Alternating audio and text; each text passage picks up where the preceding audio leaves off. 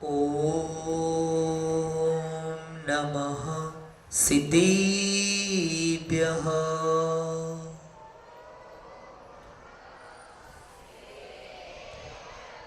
ॐ नमः सिद्धेभ्यः।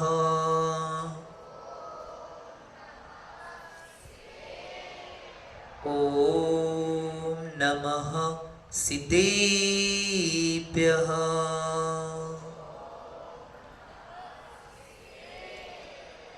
पूजाति पूजयतिभिः सुवन्द्यम् संसारगम्भीरसमुद्रसेतुं ध्याने कनिष्ठं गरिमागरिष्ठम् आचार्यवर्यं प्रणमामि नित्यम्। श्रीशान्तिसागरं प्रणमामि नित्यम्।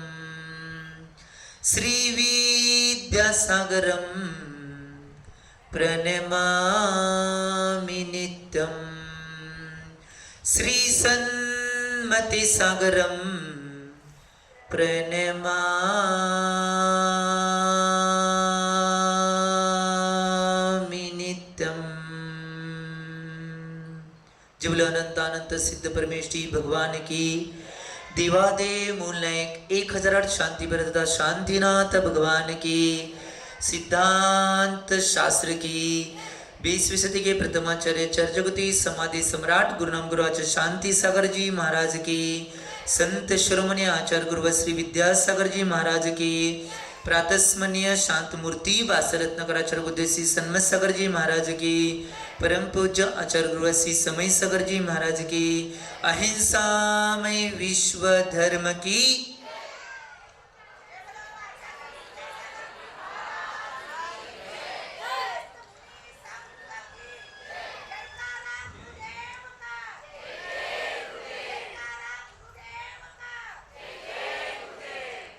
भव्यजी हो, आज या चातुर्मासातील तृतीय पुष्प आपण गुंफत आहोत।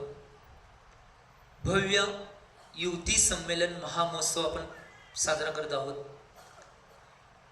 एक गोष्ट लक्षात घ्या, बऱ्याच आचार्यांनी आणि बऱ्याच नीतिकारांनी तत्वज्ञ लोकांनी की या गोष्टी विषयी विशेष मार्गदर्शन ग्रंथाच्या माध्यमातून आपल्या समोर ठेवलेलं आहे। आज या युवती संमेलनमध्ये ज्यावेळी दोन प्रमुख वक्ते बोलत होते त्यांनी बऱ्याच विषयावर प्रकाश टाकला की युवतींनी अशा पद्धतीने आपलं मार्गदर्शन करणं आवश्यक आहे, युवतींनी याविषयी मार्गदर्शन करणं आवश्यक आहे की युवतीने असं करणं आणि असं न करणे याच्याविषयी तिने प्रकाश टाकला। त्याच्याबरोबर युवती समोरील आव्हाने आणि युवतींच्या जवळ असलेला धर्म याच्याविषयी भाष्य केलं। पहिला एक गोष्ट लक्षात घेणं आवश्यक आहे, कारण की ग्रंथामध्ये असे पुरावे आहेत।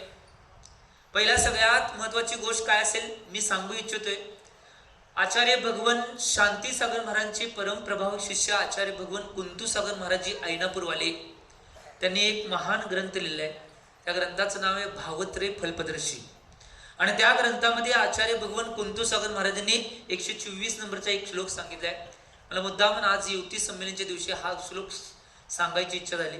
बऱ्याच वेळा मी ज्यावेळी विपरीत मानसिकतेमध्ये असतो त्यावेळी त्या ग्रंथ वाचण्याचा आणि जास्तीत जास्त इस जन्म में ना सही पर भव में मिलता है, अपने अपने कर्मों का फल सबको मिलता है, हे गाणं म्हणण्याचा प्रयत्न मी करत असतोय। कारण की माझ्या जीवनातले ते आवडते दोन प्रसंग आहेत। आणि आज दुपारी सुद्धा मी काही प्रसंग बघण्यासाठी की नाही भावत्रय फलप्रदेशी हा ग्रंथ वाचत असताना मला एक श्लोक सापडला। आज बऱ्याच जणांनी युवतीने असं वागावं असं वागू नये, युवतींच्या समोरले आव्हान असतील, त्यांचा धर्म असेल, त्यांच्या धर्माचं आचरण असेल हे सांगितलं। परंतु पालकांना मला एक महत्वाची सूचना सांगायची आहे आज। हे कान उघडे ठेवून ऐका, कारण की भावत्रय फलपदेशी या ग्रंथामध्ये 124 नंबरच्या श्लोक मध्ये आचार्य भगवान कुंतुसागर महाराजांनी सांगितले, दानार्चनादो च सदा निमग्नाम पुत्रीम सुशीलाम च परस्य दृष्ट्वा यो प्रीन यच्छी शन दत्त चित्ताम सीता समानाम लभते सपुत्रीम. अतिशय सुंदर आहे. बऱ्याच जणांना या संस्कृत श्लोकाचा अर्थ कळला नाही, परंतु अर्थ सांगितल्यानंतर तुम्हाला कळेल की आचार्य भगवंतांनी आमच्या समोर केवढी मोठी दृष्टी ठेवल्या. त्यात आचार्य भगवान म्हणतात की जो पुरुष आणि जी महिला आपल्या जीवनामध्ये दान पूजा आदी श्रेष्ठ कार्यामध्ये तल्लीन असते, त्याचबरोबर ती सुशील आणि वाचण्याने लिहिण्यामध्ये नाही आपलं चित्त कायम लावत असते, आणि त्याचबरोबर दुसऱ्यांच्या गुणवान मुलींना बघून त्यांच्या त्या गुणांना उजागर करण्याचा प्रयत्न जे पुरुषाने जी स्त्री करत असते, त्यांच्या पोटी मैना सुंदरी आणि सीता सारखी पुत्री जन्म घेत असते. हे शब्द आज बऱ्याच आई वडिलांना वाटते की माझी मुलगी आहे ती सुशील बनावी, माझी मुलगी ही निश्चितपणे संस्कारवान व्हावी आणि माझी मुलगी एक योग्य ठिकाणी योग्य कार्य आपल्या जीवनामध्ये करावे. बऱ्याच आई वडिलांचं स्वप्न आहे, परंतु त्या आई वडिलांनी सुद्धा मागच्या जन्मामध्ये तसं पुण्यशाली कार्य करायला पाहिजे त्यांच्या पोटी तशी कन्या येण्यासाठी. हे शब्द आचार्य भगवंतांचे आज आम्ही चिंतन करणं आवश्यक आहे. एक गोष्ट लक्षात घ्या, मी युवक किंवा युवती या दोन्ही गोष्टीवर बोलताना माझ्या जीवनामध्ये ऐलक असताना मी एक पुस्तक लिहून ठेवलं आहे, परंतु त्या पुस्तकाचं प्रकाशन कधी झालं नाही. माणसानं 20 वर्षाचं होऊ नये आणि असू नये, दोन्ही वक्त्यांना सुद्धा ती पुस्तकं माहीत आहेत, परंतु आजपर्यंत मी त्या पुस्तकाचं प्रकाशन कधी केलं नाही आणि छापलं नाही त्याला कधी. फक्त ज्या ज्या युवकांच्या जीवनात काहीतरी प्रसंग येतील त्या युवकांना फक्त त्या पुस्तकाचा सिम्पटम्स वाचायला दिला जातोय आणि त्यांच्या जीवनात बदल होतात. सुंदर पुस्तक आहे, परंतु कधी, कारण की माझी भावना आहे की ज्ञान कुठल्याही बाबतीत विकायचं नाही. आणि त्या पुस्तकामध्ये की नाही युवकाची व्याख्या करत असताना, म्हणजे त्यात दोन्ही बी आहे, युवक असून दे युवती असून दे, त्या व्याख्या करत असताना एक सिम्पटम्स लिहिलाय. युवक हा शब्द 3 शब्दापासून मला आहे, यु व आणि क. या यु व क चा अर्थ आज मुलांनी जर समजून घेतला आणि युवतीने जर समजून घेतला तर आपलं जीवन आदर्श पथावर गेल्याशिवाय राहणार नाही. त्यामध्ये यु चा शब्द आहे युधिष्ठिर, व चा शब्द आहे वशिष्ठ आणि क चा शब्द आहे कर्ण. की खरा युवक आणि खरे युवती कोण असेल तर ज्याच्याजवळ युधिष्ठिराची धर्मपारायणता आहे, ज्याच्याजवळ वशिष्ठाची ज्ञानोपासना आहे आणि ज्याच्याजवळ कर्णाची दानशूरता आहे, तीच खरी युवती आणि तोच खरा युवक आहे. ही गोष्ट आम्ही समजून घेणं आवश्यक. आम्ही जीवन कुठल्याही अवस्थेत न्या, कुठेही न्या, कुठल्याही अवस्थेला पोचून दे. आज बरेच संकल्प विकल्प त्याच्यासाठी काम करायला लागते, परंतु संस्काराची सगळ्यात मोठी शेती आज युवक युवतींच्या पोहोचलेली आहे. आणि युवती संमेलनामध्ये मला एवढंच सांगायचं आहे, युवतींनी एक गोष्ट लक्षात घ्या. पहिला एक गोष्ट लक्षात घ्या, सगळ्यात मोठा शब्द तुमच्यासाठी मी काय सांगत असेल, प्राय विश्वासघात उसको ही मिलता है जिनके ऊपर विश्वास होता है. काय म्हटलं मी? प्राय विश्वासघात उनका ही होता है जिनके ऊपर विश्वास होता है. आम्ही आमच्या जीवनामध्ये चिंतन करणं आवश्यक आहे की आम्ही कुठल्या व्यक्तीवर आणि कुणावर विश्वास ठेवायचा, हे सुद्धा युवतींनी आज निश्चितपणे जीवनामध्ये संकल्पपूर्वक आणि धर्म आणि संस्कारपूर्वक बघणं आवश्यक. आचार्य भगवान विद्यासागर महाराजांनी मुकमाटी महाकाव्यामध्ये 206 नंबरच्या पृष्ठावर एक सुंदर वाक्य आणि कविता रूपामध्ये, कारण की मुकमाटी हे महाकाव्य आहे, आज ह्याच्यावर हजारो PhD झाले. आणि या मुकमाटी महाकाव्यामध्ये 206 नंबरच्या पेजवर आचार्य भगवंतांनी मुलगीला दुहिता हा शब्द वापरलाय. अतिशय सुंदर आहे. मुकमाटी कधी वाचलं नसेल तर वाचण्याचा प्रयत्न करा. तर त्यामध्ये आचार्य भगवंतांनी त्या युवतीला काय म्हणलेलं आहे हे 4 लाईनमध्ये 5 लाईनमध्ये आचार्य भगवंतांनी म्हणजे दुहिता हा शब्द मुलगीला वापरलाय.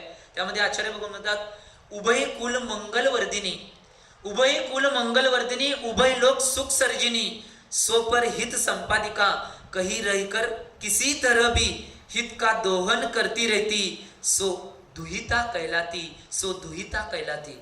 याचा अर्थ लई सुंदर आहे.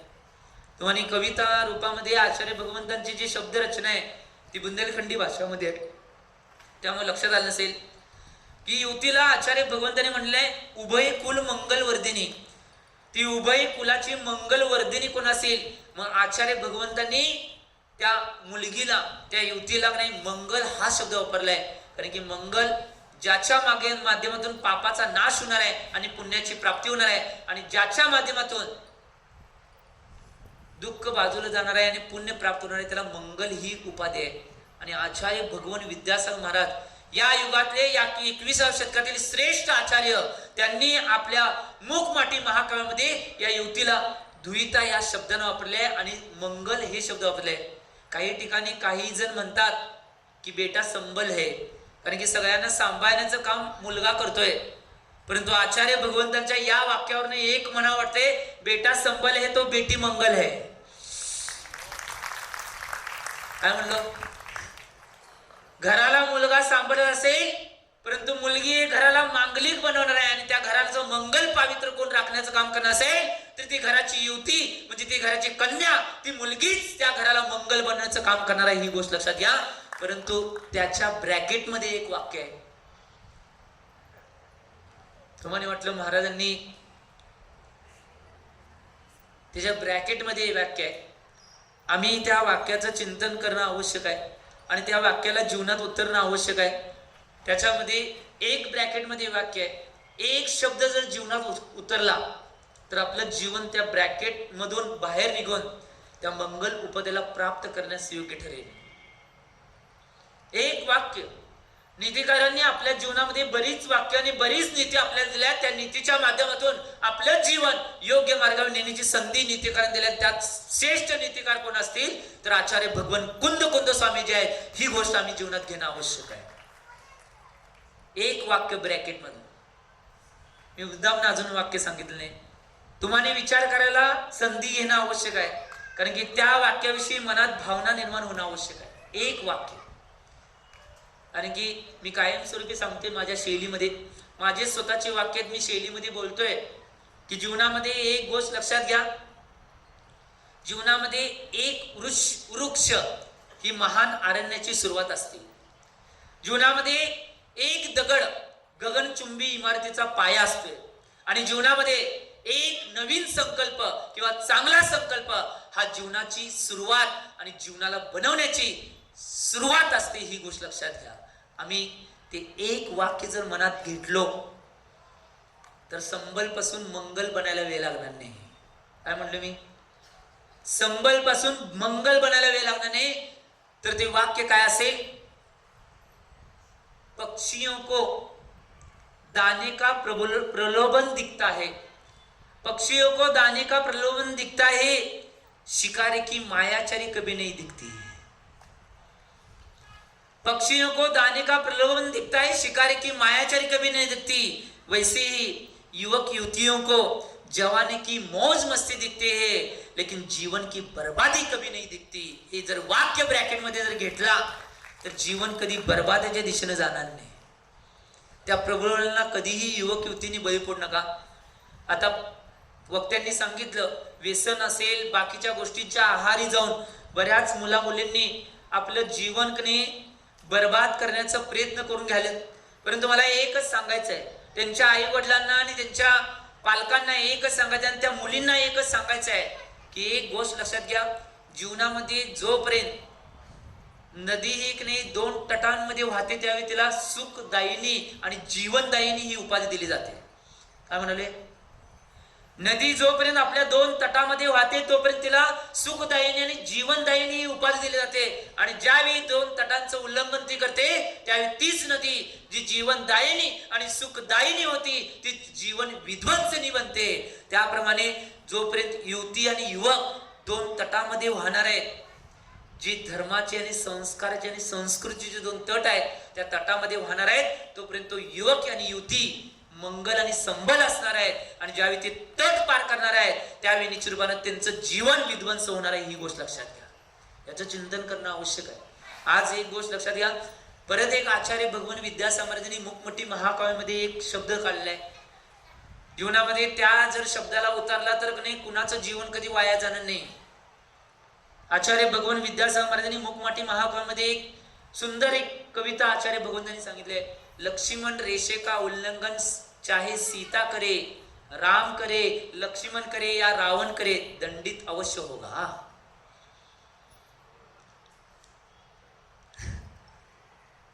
जीवनामध्ये आम्ही चिंतन करणं आवश्यक आहे.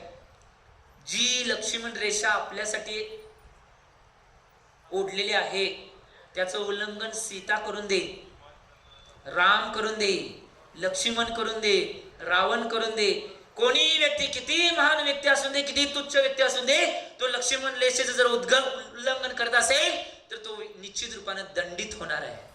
आणि मला युवक युवतींना हेच सांगायचं आहे, युवतींना विशेष करून सांगायचं आहे, तुमच्या संस्काराची आणि संस्कृतीची जी लक्ष्मण रेषा आहे ती कधी ओलांडण्याचा प्रयत्न कधी करू नका. कधीही जीवनात सुखी होणार नाही. लिहून ठेवा, काळ्या दगडावली पांढरी रेषा आहे. जी कन्या, जी युवती आमच्या संस्कार आणि संस्कृतीची आणि आमच्या आई वडिलांची नाही लक्ष्मण रेषा उल्लंघनाचा प्रयत्न करणार आहे, ती निश्चित रूपाने दंडित होणार. चिंतन करा. आणि ज्यांनी आपल्या आई वडिलांच्या आणि संस्कार आणि संस्कृतींची लक्ष्मण रेषा सांभाळण्याचं काम आयुष्यभर केले, ती युवती जीवनात एक आदर्श आणि महान बनू शकते. आणि तीच युवती जीवनामध्ये सीता आणि मैनसुंदरी बनू शकते. तीच मुलगी चंदन बाला बनू शकते आणि तीच मुलगी आणि ब्राह्मी आणि सुंदरी बनू शकते. ही गोष्ट लक्षात घ्या. त्यामुळं एक गोष्ट लक्षात घ्या, आम्ही या जीवनामध्ये याचं चिंतन आणि मनन करणं आवश्यक आहे. कारण की बोलण्यासारखं भरपूर आहे, परंतु जीवनामध्ये वेळ कमी असते. त्यामुळं आमच्याकडं काय असते सिस्टीम, कमी वेळेत जास्त बोलायचं, हे आमच्याकडे शेवटलं असते. अध्यक्षीय भाषण म्हणतात त्यांना, किंवा अध्यक्षीय प्रवचन म्हणा. चिंतन करणं आवश्यक आहे. कारण की मी दोन गोष्टी सांगून थांबण्याचे भाव करतो. कारण की टाइम सगळ्यांना, तुमची कपॅसिटी लय मोठी आहे हो, चांगले आहे तुम्ही माणसं, आणि युवती तर लय चांगले आहेत. एवढ्या उशीर शांत बसणं म्हणजे नॉट अ जोक. त्यांच्यासाठी पहिला निश्चित रूपानं अभिनंदन होणं आवश्यक आहे. आणि की एक गोष्ट लक्षात घ्या, या सगळ्या गोष्टी ऐकून घेणे आणि मनात उतरण्यासाठी एवढा वेळ आपण नाही, संस्कारासाठी, धर्मासाठी आणि या युवती संमेलनासाठी आपण एका ठिकाणी बसलोय म्हणजे निश्चित रूपानं सगळ्यांचं अभिनंदनास पात्र आहे. मला एकच सांगायचं एवढंच, कारण की आम्ही आमच्या जीवनामध्ये एक आचार्य भगवान सन्मत सागरांची वाक्य आम्ही जर पाळलं तर आम्ही योग्य मार्गावर जाईल. कारण की आचार्य महाराज कायम सांगायचे की काय लिहायचं याच्यापेक्षा काय लिहू नये हे ज्याला कळतं त्याला लेखक म्हणतात. काय बोलायचं याच्यापेक्षा काय बोलू नये हे ज्याला कळते त्याला वक्ता म्हणतात. काय गायन करायचं यापेक्षा काय गायन करू नये हे ज्याला कळते त्याला गीतकार किंवा गायक म्हणतात. आणि त्याच्या पुढे जाऊन काय खायचं काय प्यायचं याच्यापेक्षा काय खाऊ नये काय पिऊ नये हे ज्याला कळतं त्याला जैन म्हणतात. एवढी जरी वाक्य मुलींनी जीवनात उतरला, तुमचं जीवन योग्य पटरीवर आलं. नाहीतर आज काय चाललंय, आज आम्ही वेगळ्या ठिकाणी चाललोय. त्याच्यावर सुद्धा नाही एक कविता मी माझ्या अपेक्षेने निश्चित रूपानं संकल्पित केल्या. आज सगळी वेगळ्या दिशेला चालल्यात. युवक युवतींची तर एवढी अवस्था बिकट आहे. याचं मूळ कारण मीच त्या मुलींना दोष देणार नाही, आमच्या बहिणीत दोष देणार नाही, काय घेऊ नका, तुमच्या सपोर्टात आहे. दोष कुणाला देणार? त्यांच्या आई वडिलांना. आचार्य भगवान कुंद स्वामीजींनी नीतिशास्त्रामध्ये म्हणजे कुरल कावी या नीतिशास्त्रामध्ये स्पष्ट सांगितले की जे आई वडील आपल्या मुलांना शिक्षण, पैसा, संपत्ती, वैभव, मोबाईल सगळं काही देतात, परंतु जे आई वडील आपल्या मुलांना धर्माचे संस्कार देत नाहीत ते आई वडील नसून त्यांचे हत्यारे आहेत. ऐकायलाय? कान उघडे ठेवून ऐका, मिरजवाली तर जास्त. आणि त्याच्या पुढे जाऊन आचार्य भगवान कुंद स्वामींनी सांगितले की जे आई वडील आपल्या मुलांना पैसा, संपत्ती, वैभव, मोबाईल आदी न देता धर्माचे योग्य ते संस्कार देतात तेच आई वडील त्यांचे खरे आई वडील आहेत. तुम्ही खरं की खोटं हे प्रत्येकानं आपल्या मनाला संध्याकाळी जाऊन प्रश्न विचारा. घरात नमोकार मंत्र झोपताना म्हणताय काय, ते म्हणताना जरा विचार करा, मी आई वडील आहे खरा आहे का खोटा आहे. चिंतन करा. आमच्या मुलामुलींना धर्माचे योग्य ते संस्कार दिले असेल तर मी ओरिजिनल आई वडील आहे, आणि आमच्या मुलींना जर धर्माचे संस्कार दिले असेल तर मी डुप्लिकेट आई वडील आहे. डुप्लिकेट का ओरिजिनल संध्याकाळी फेसला करा काय. हा, हुशार. आणि शेवटला जाता आता मी एवढेच भाव करतो बालों को नहीं, युवतींसाठी, बालों को नहीं विचारों को संभालो, बालों को नहीं विचारों को संभालो, कपड़ों को नहीं अपने कर्मों को सुंदर बनाओ, कपड़ों को नहीं अपने कर्मों को सुंदर बनाओ, चेहरे को नहीं चारित्र को निहारो, मॉडर्न न बने मर्यादा में रहे, युवती आधुनिक न बने वो मंगल ही रहे, ओ विश्व सुंदरी जैसे नहीं बल्कि सती मैना सुंदरी जैसे बने, वही युवती है. आम्ही आमच्या जीवनामध्ये याचं चिंतन करणं आवश्यक आहे, याचं मनन करणं आवश्यक आहे की जीवनामध्ये काय मिळाले काय नाही मिळालं, याच्यापेक्षा निश्चित रूपानं माझ्याजवळ धर्माचे आणि चारित्र्याचे संस्कार किती मिळाल्यात याच्याकडे दृष्टीपात करणं आवश्यक आहे आणि याच्याकडे लक्ष देणं आवश्यक आहे. त्याच वेळी ही युवती आधुनिक न बनता ही मंगल युवती बनणार आहे. आचार्य भगवंतांनी जी संकल्पना मूकमाटी महाकाव्यामध्ये मांडल्या, त्या युवतीनं, प्रत्येक युवतीने विचार करायला पाहिजे की मी मंगल कशी बनेन. हे मंगल का शब्द आलेत माहितीये? आचार्य भगवंतांच्या मुखमाटीमध्ये सुद्धा मंगल हा शब्द आलाय. आणि माझे कथानक जी माणसानं 20 वर्षाचा असू नये आणि होऊ नये यामध्ये एक मंगलची कथा आहे सुंदर, की अशी एक युवती आहे, ती युवती आपल्या जीवनाला एका नरक यातनामध्ये गुजरान करते सुद्धा, तरी सुद्धा एक शब्द काढत नाही. तिची जर कथा ती ऐकला, कधी कोणीही युवती आणि कोणीही महिला आणि कोणीही पुरुष ऐकून ती कथा ऐकल्यानंतर ढसा ढसा रडायला पाहिजे. आजपर्यंत ती कधी उजागर झाला नाही. कधी वेळ मिळाला तर त्या गोष्टीची उजागर होईल तुम्हाला. मला एवढंच सांगायचं आहे की आपल्या मुलींनी संस्कारित आणि संस्कृती सांभाळून मंगल बनण्याचा प्रयत्न करावा. मी म्हणलो बेटा संबल है लेकिन बेटी मंगल अवश्य है, लेकिन वो अवश्य मंगल बनेगी. कब बनेगी? जब उसके ऊपर संस्कृति और संस्कारों के संस्कार होंगे, तभी बेटा संबल होगा. तो हमारी बेटी भी कम नहीं और न मंगल निश्चित रूप से बनेगी, ये विश्वास. त्यामुळे तुम्ही तुमच्या जीवनात या गोष्टीचं चिंतन आणि मनन करावं एवढी भावना करतो. कारण की एक गोष्ट लक्षात घ्या, या गोष्टीला लक्षात घेऊन आम्ही आमच्या जीवनाला आदर्श पथावर नेण्याचा प्रयत्न करावा. कारण की शेवटला एक वाक्य म्हणतो आणि माझ्या वाणीला आणून देतो, चेहरे के अंदर चेहरे है बहुत बहुत गहरे है. मुलींसाठी वाक्य, चेहरे के अंदर चेहरे है बहुत बहुत गहरे है, लेकिन वो संस्कार, नीति और संस्कृति के बारे में बहुत अंधे और लुड़े है, बहुत अंधे और लुड़े है. आज मुलींना काय आवश्यकता असेल तर त्यांचा चेहरा आणि दुसऱ्याचा चेहरा ओळखण्याची एक शक्ती आणि एक दृढता. आणि की आज मुली सगळ्यात जास्त फसत आहेत त्याचं मूळ कारण काय असेल? नुसता चेहरा बघून, नुसता बोलणं ऐकून, अरे काय किती सुंदर आहे, केस चांगले आहेत, कपडे चांगलं घालतोय, अरे काय वागायला बघा. चिंतन करणं आवश्यक आहे आम्ही. आणि काय सगळ्यात जास्त आता युती सक्षमीकरण घेत असताना आम्हाला बी प्रसंग येतात. बऱ्याच मुली काय म्हणतात माहिती काय, आई वडील एवढ्या वर्ष आमच्या संग गोड बोलले, त्यापेक्षा जास्त तो मुलगा गोड बोलतोय. चांगलेस काय, खाल्लेस काय, पिल्लीस काय, बाय पिल्लू, काय पिल्लू, त्या पिल्लूवरच घोळ उठलाय.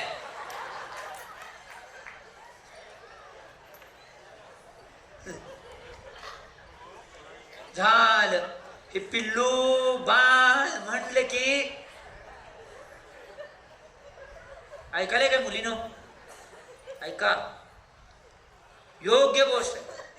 ज्या आई वडिलांनी आपल्याला 25 वर्ष सांभाळलं, तर हातावरच्या फोडासारखे सांभाळलं, त्याला एक सुद्धा इजा येऊन दिली नाही, त्या आई वडिलांना कधी मान खायला लागून दे, त्या आई वडिलांच्या डोळ्यामध्ये कधी अश्रू येऊन दे, असं जर आमचं वागणं झालं तर निश्चित रूपानं ती बेटी निश्चित रूपानं मंगल बनणार आहे. ही गोष्ट लक्षात घ्या. संबल मुलगा किती बी बनून दे, परंतु बेटी मात्र मंगल बनली पाहिजे. याच्या विचारानं प्रेरित होऊन प्रत्येक आई वडिलांना आपल्या मुलींच्यावर धर्माचे संस्कार करा. आणि या युवती संमेलनाच्या माध्यमातून मी एवढीच इच्छा व्यक्त करतोय की प्रत्येक युवती एक उत्कृष्ट आदर्श